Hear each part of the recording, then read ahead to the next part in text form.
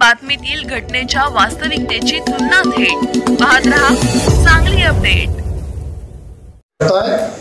मला भय भीती कशाचीही नाही, माझं कुणीही बिघडू शकत नाही। मला खूप परमेश्वरानं तुमच्या पाठीशी जी तुमचं बळ आहे, शक्ती आहे ती मला दिलेली आहे। मला फिकीर नाही। अहो, जो जगण्या मरण्याला घाबरला नाही तो पुढाऱ्याला काय घाबरला? ज्याला रस्त्यावर बसलेल्या कोंबड्या उठत नाही त्याला संजय पाटील घाबरवतात। ती चिंता करू नका आणि पोराची चिंता अजिबात नाही।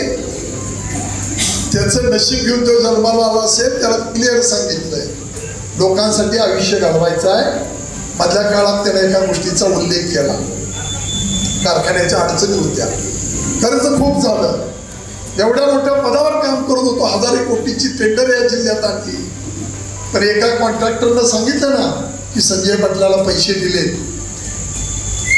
तर टांगे खाल्लं संजय पाटील जायला तयार आहे। अशी भीक आणि कमिशन खाऊन संजय पाटील मोठा होणार नाही। व्यापार करेल, धंदा करेल, पण राजकारणाचा धंदा केला पाहिजे। मला आपल्याला सांगायचं आहे की या सगळ्या भूमिका निश्चितपणानं आपण पार करू। तुम्ही सगळी दुपारी 1:30-1:45 वाजल्यापासून आलेली मंडळी आहात।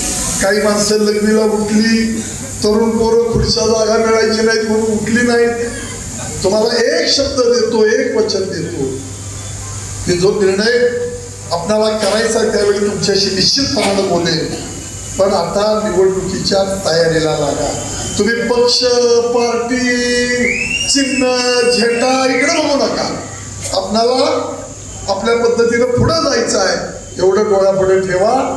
कसलीही फिकीर आपल्याला नाही।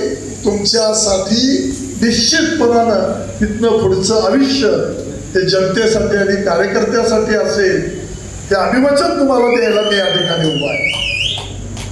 मला 10 वर्ष सत्ता दिली, उद्या कोण होईल न होईल त्या बाबी नंतरच्या आहे, पण आता आपल्या पुढे एक प्रश्न आहे की कार्यकर्त्यांची लढाई आहे, ती ताकदीनं करूया।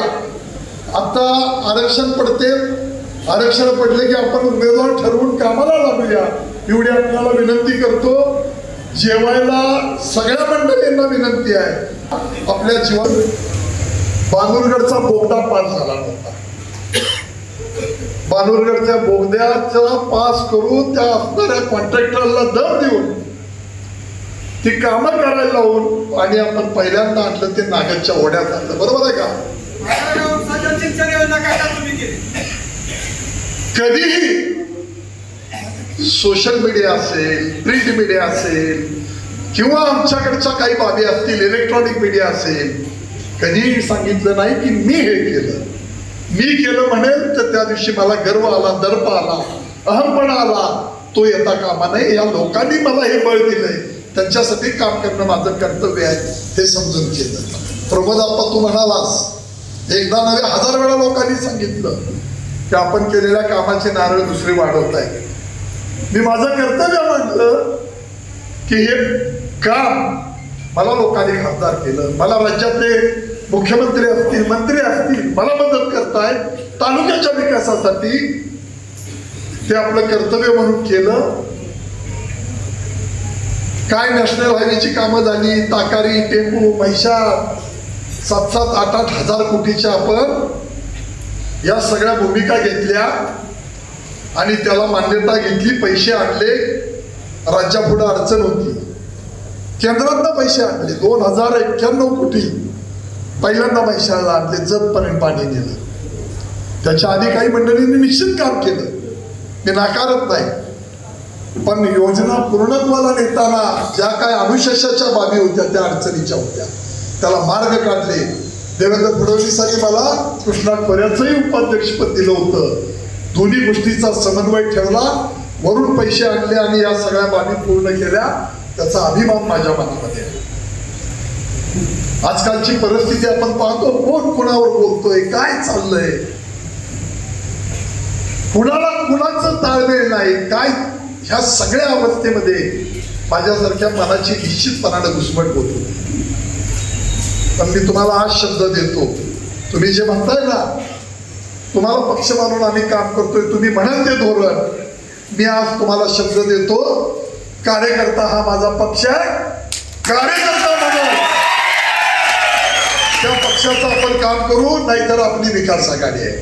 अहो, आघाडी कधी आपण काढली? किती वर्षापूर्वी.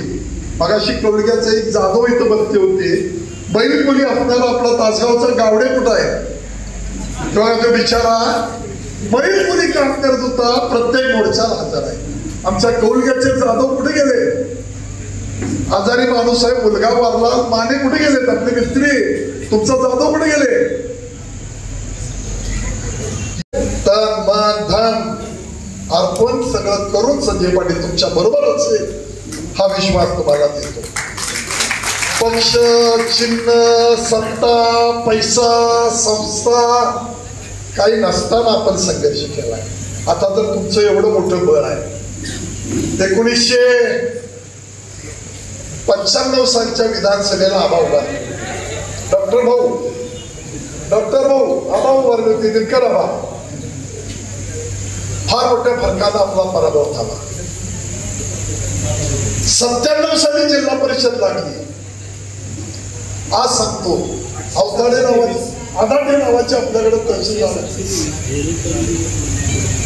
त्या तहसीलदारांच्याकडे मार्केट कमिटीला बिनविरोध केलं म्हणून मी रागाने अर्ज दिला आणि 2 ठिकाणी नाव असता कामा नये असा आदेश होता. मी तासगावातलं नाव कमी करा, कारण संघर्ष आपल्याला करायचा. त्यावेळी काही कार्यकर्त्यांनी सांगितलं मार्केट कमिटीला कॉम्प्रोमाइज करूया. मी आदाडेंच्याकडे अर्ज दिला, पण नितीच्या मनात वेगळं होतं. तुम्ही सगळ्यांनी शक्ती, जीवाभावाच्या सगळ्या कार्यकर्त्यांनी सहकार्यांनी 5-5.5 हजार लोकांचं जेवण केलेलं आहे. जेवल्याविना कुणीही जाऊ नका एवढी विनंती करतो आणि या ठिकाणी थांबतो. जय हिंद, जय